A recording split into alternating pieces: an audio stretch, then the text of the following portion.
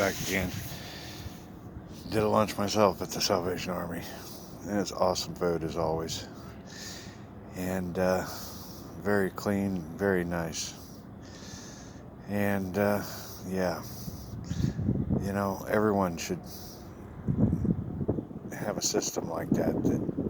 Just to get a hot meal, if it's just one for the day, really two, and that way everyone can have that. But even more about this Salvation Army and this aid to these countries that literally don't have good drinking water. That's how far down on the scale they are. That's big, and that's where we need to get our focus going too, because infrastructure in all countries need to be at a basic level. And so if you're one of those countries that really have the crudest of crude, if nothing, for infrastructure, this really is an awesome program for you. And getting your country and your people to function like we do here in the United States or in other countries. That's our goal. That's what we need. That's what everyone in the world deserves. And it's going to take a lot of hands. And it's going to take some money. I'm pretty sure we got the money part under control. It's the hands. And the hands that be involved are the ones that are going to be members. The ones that choose that they want to do right. They want to live with God in charge. And that we're out to make everyone equal. And we're not going to take anything from the people that are doing well. These people are just fine. It's you guys that are on the bottom of the barrel that we need to bring up. And those people at the top, yeah, they really need to realize that holding all the blocks is really stealing from their own soul. They're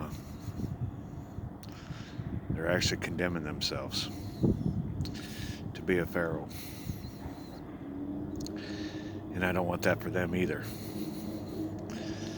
And so balancing this out is really important. And making it fair between all the countries is important. And that's one of those things where the old schoolers are going to have a hard time with, because they've always liked an upper hand and being fair and realizing that the world is needing their help really isn't in their wheelhouse. But it needs to be, if they want to be saved. It needs to be a big priority in their wheelhouse. That they understand that God wants them to help. God wants them to join us. And, this whole 3 world leaders, it starts with you guys. It starts with you guys leading and understanding, and then working down from there. We have to put our differences aside. It's time for us to start working together and quit worrying about the upper hand. Because if we really think about it, we're all equals. And that's what we need to start treating each other like. And quit worrying about upper hands. Let's worry about that bottom of the barrel for starters. Let's get those needs assessed. Let's get those infrastructures planned and understood, where we want to go and what we need to do. And then we continue to build from there. When this currency thing goes, there'll be plenty of money. And So having the plans in place and having the organizations of who needs what is really important. We have to find a way to get all the ideas on the table, though, and then make the assessment of where do we start, who needs what first. And before you know it, within a month's time, we'll have thousands of projects all over the world going. People will get drinking water. People will get housing. People will get the supplies they need. And then we'll fine-tune it from there. Like I said, it's a 100-year program. We're starting with a really screwed up one. And readjusting it all. It's going to take a moment.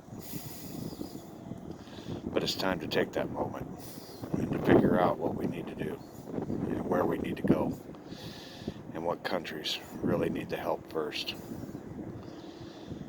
And then we can take a bunch of our military guys that really aren't going to be needed to fight wars, and we'll make them Salvation Army. Army Corps Engineers. God's Army Corps. It'll be a great thing. We still got to build it, though. And we got to get everyone on board. We got to get them to understand it's time to stop being greedy cavemen. It's time to help everyone. But on the other hand, watch everyone. Because, crime has got to stop. And if you continue on with the crime, you'll go down for it. Both sides. That's the way it's going to be. We're done with crime. You need to be done with it. If you got anything involved with it, walk away. Wash your hands of it and let Avatar Law know. Because you don't want to go to the top side keeping a secret like that. Nobody does. Because at this point, you've heard Avatar Theory, and you are committed to the custom hell if you've continued and want to continue in criminal. That's all there is to it. Crime is unacceptable. And remember, we know everything you think, everything you do, and we're recording. Don't forget that, because that is 100% true. You're on his holodeck.